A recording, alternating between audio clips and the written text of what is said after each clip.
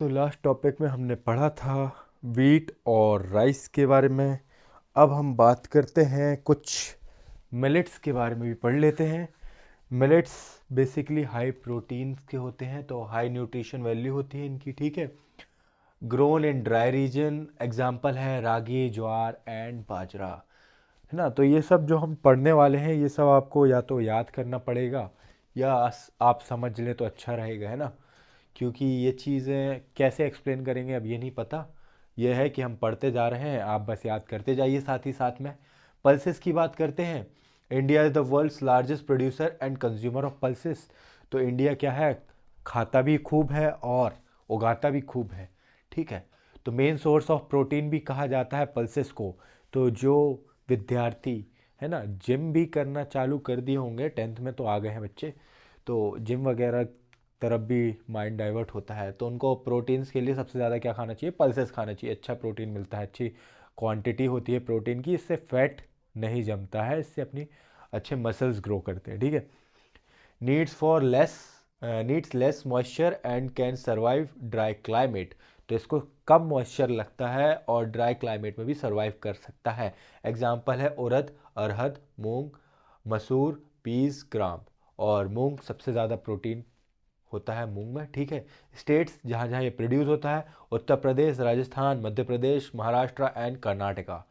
और ये क्या कर देता है, restores the fertility of soil by fixing nitrogen. ये क्या कर देता है, वापस से जिस लैंड में बहुत सालों से कई प्रकार की खेती हो रही हो, अगर वहाँ पर ये लगा दी जाए तो उसकी फर्टिलिटी वापस आ जाती है, अगर उसने अपनी फर्टिलिटी लूज कर दी हो तो, ठीक है। अब बात करते हैं शुगर केन की। Requires hot and humid climate. और शुगर केन से एक स्टोरी याद आती है, पहले वो सुन लेते हैं उसके बाद पढ़ेंगे आगे। तो मेरा एक फ्रेंड था, ठीक है। मेरा एक फ्रेंड था, वो उसने सुल्तान मूवी देखी। सुल्तान मूवी में वो रोमांस होता है ना, वो बीच गन्ने के खेत में। तो वो भी अपनी गर्लफ्रेंड को लेकर के गन्ने के खेत में चला गया। और जहाँ उसको गन्ने इतने पड़े ना उसके पिछवाड़े पे कि उसका पिछवाड़ा लाल कर दिया वहाँ के लोगों ने। आज भी वो सीन, मतलब आज भी वो सोचते तो हंसी आ जाती है, ठीक है। तो पढ़ते हैं। Requires hot and humid climate. Temperature जो लगता है वो 21 डिग्री सेल्सियस से 27 डिग्री सेल्सियस तक लगता है। रेनफॉल 75 सेंटीमीटर से 100 सेंटीमीटर तक लगता है। और India is the second largest producer of sugar cane, China के बाद में।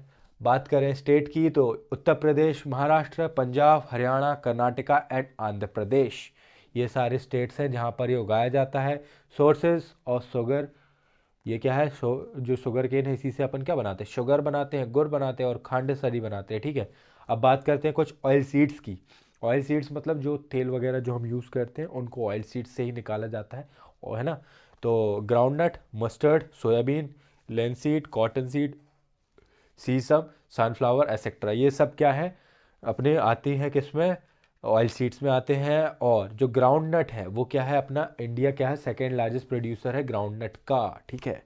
और इसमें कुछ कॉस्मेटिक्स भी बन जाती हैं, जैसे कि साबुन, सोप वगैरह जो अपन यूज़ करते हैं, जो ऑयल वगैरह यूज़ करते हैं बालों में, सिर में लगाने के लिए, वो सब भी इनसे बन जाता है। अब बात करते हैं टी की, है ना। एक गरम चाय की प्याली हो, बस वही, है ना। India is the third largest producer. तो इंडिया क्या है, थर्ड लार्जेस्ट प्रोड्यूसर है टी का। स्टेट्स जहाँ पर ये उगाई जाती है तो आसाम, वेस्ट बंगाल, केरला, उत्तराखंड उत्तराखंड, त्रिपुरा एसेट्रा। और इसके लिए बहुत ज़्यादा फर्टाइल सॉइल लगती है और वार्म क्लाइमेट लगता है, गर्म लगता है क्लाइमेट, ठीक है। अब बात करें कॉफ़ी की, चाय की बात की तो कॉफ़ी भी करनी पड़ेगी।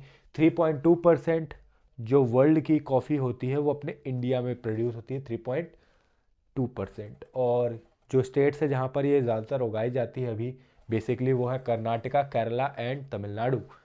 अब बात करते हैं हॉर्टिकल्चर की। हॉर्टिकल्चर क्या होती है, हॉर्टिकल्चर मतलब एक ऐसी फार्मिंग होती है जहाँ पे फ्रूट्स एंड वेजिटेबल्स उगाई जाती हैं, उसको हम हॉर्टिकल्चर बोलते हैं, ठीक है।